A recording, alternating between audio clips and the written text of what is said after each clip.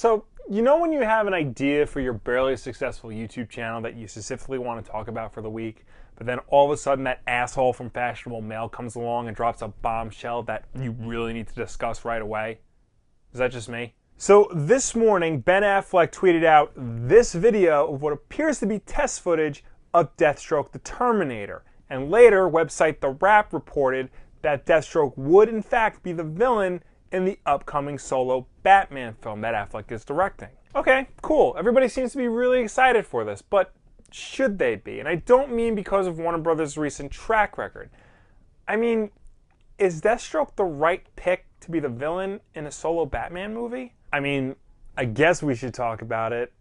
Rather be talking about Stranger Things, but gotta stay topical. Read Paper Girls if you like Stranger Things.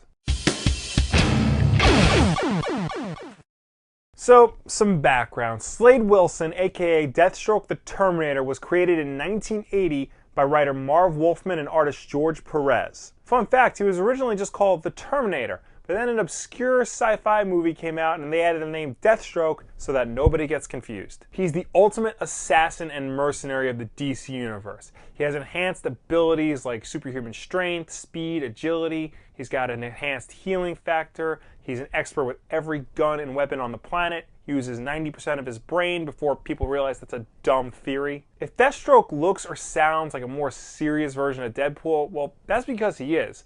It's pretty much common knowledge at this point that Rob Liefeld pretty much copied Deathstroke for the template for Deadpool, even down to their civilian names being pretty much the same. In recent years, Deathstroke has been portrayed as something of an anti-hero, especially when the New 52 started.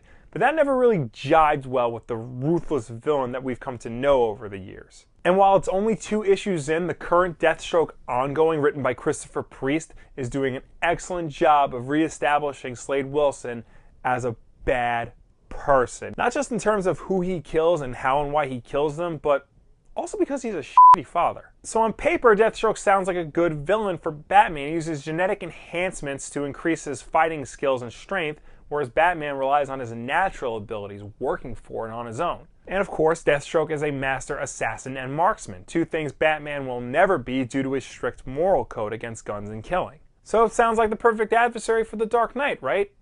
Well, maybe, but the thing is, Deathstroke didn't start out as a Batman villain. He was actually created as a villain for the Teen Titans and is considered to be their greatest enemy. Now, I know some of you might be confused by this. You might be thinking, how can Slade Wilson, a vicious and effective killer, be the main adversary for a group of children? I mean, this means he gets beaten by them regularly because that's how comics work. The bad guy gets defeated. Maybe this is a less menacing, more campier version of Deathstroke before he became the ruthless badass we'd see in the Arkham games or in Arrow. Well, no. Deathstroke has always been a ruthless badass from the very beginning, and part of the reason why he hates the Teen Titans so much isn't because they foil his plans all the time. It's because for him it's personal. See, Slade Wilson had 2 sons, Grant and Joseph. Joseph, the younger child, was kidnapped and then his vocal cords destroyed in a botched attempt to extract information from Slade. Meanwhile, Grant joined the villainous organization Hive, became Ravager, and died while on a mission to assassinate the Teen Titans. And that's why Deathstroke's rivalry against the Titans is so personal for him. He doesn't think that children should be involved in the superheroes game. It led to the kidnapping and death of his 2 sons. And specifically in the case of Grant, Slade blames the Titans for his death even though they had nothing to do with it. It was pretty much an accident. This all culminates in the now legendary story The Judas Contract, where new Teen Titan Terror is revealed to be working with Deathstroke in order to not just kill the Teen Titans, but destroy their lives from within. And for the most part, all of Deathstroke's best stories have been with the Teen Titans, whether it's the Titans Plague story or the Titans East story from the Jeff Johns era. Hell, he was even the bad guy of the Teen Titans cartoon, where he was played excellently by Ron Perlman. They had to call him Slade in that cartoon because I guess Deathstroke was too heavy for kids to handle, even though he was called Deathstroke in later cartoons. Now, of course, just because Deathstroke is mainly a Teen Titans villain doesn't mean he can't go up against other people in the DCU. He's had run-ins with the Justice League, with the Birds of Prey. Say what you will about Identity Crisis, I know a lot of people don't like that book, but even its detractors will admit that the fight against Deathstroke was one of the highlights of that series. And in recent years, they have been sprinkling Deathstroke into a lot of Batman-related properties, like 2 Arkham games, Beware the Batman, the Son of Batman animated movie. But in terms of being one of Batman's greatest villains and a pick to be the main adversary in the next live-action big-budget movie, I don't know if this is a good choice. Not just because there are literally hundreds of Batman villains out there, many of whom haven't been seen in live action yet, but mostly because there really isn't anything Deathstroke can offer that Batman's main rogues gallery can't already offer, and probably offer better. Do you want to pit Batman's natural abilities against somebody who's been genetically enhanced by science? Well, you got Bane, you got Man-Bat, and you can even throw Mr. Freeze in there. You can make him look cool again. Sorry. If you want him to go up against a master assassin, you have Lady Shiva, although it might be weird to have Batman punch a woman in a big PG-13 movie. Or do David Kane. This way you can introduce Cassandra Cain and maybe Batgirl or Orphan. Hell, if you really want to do the master marksman versus the master of hand-to-hand combat angle, there's already a Batman villain tailor-made for that. Deadshot. Yeah, Deadshot was originally a Batman villain. Plus, come on, you already casted him, you already set up a backstory for these two in-universe.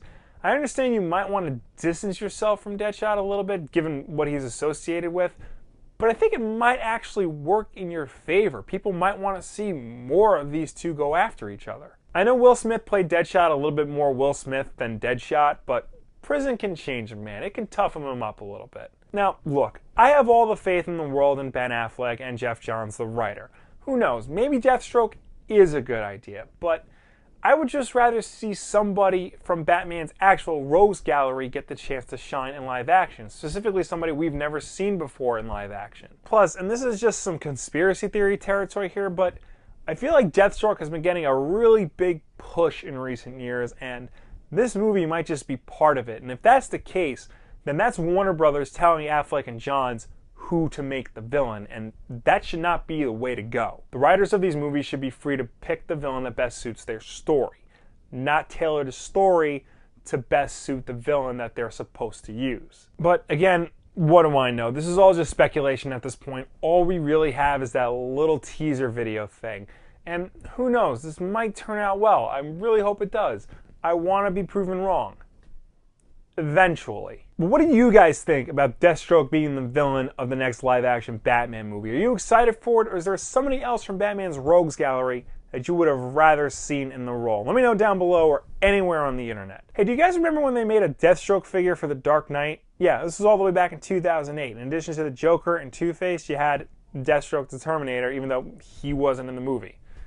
He really just had the mask and a blue t-shirt. It was kind of a lame figure, but it's just weird. It looks like the Deathstroke push started way back then. Of course, new videos every Tuesdays and Wednesdays. Wednesday night is Wolf Den Live, our live show on YouTube. Come talk to us. We'll do all sorts of nerdy conversations. If you miss it, don't worry. An archive version goes up on Thursday, plus audio versions on iTunes, SoundCloud, and Google Play. Of course, like if you like, subscribe if you really like, share this video with a friend. Thank you so much for watching. I will see you next time. And now it's being rumored that Warner Brothers is moving forward with an official sequel to 2013's Man of Steel. Not a spin-off, not a crossover, but a full-on, honest-to-God solo Superman film, which is just great. Here's what they should do to not screw that up. But here's where things start to get interesting. See, Riri is going to get her own ongoing after Civil War II wraps up in November. This will be the comic where we get to see all of her adventures as Ironheart. But the comic's not going to be called Ironheart. It's going to be called Invincible Iron Man.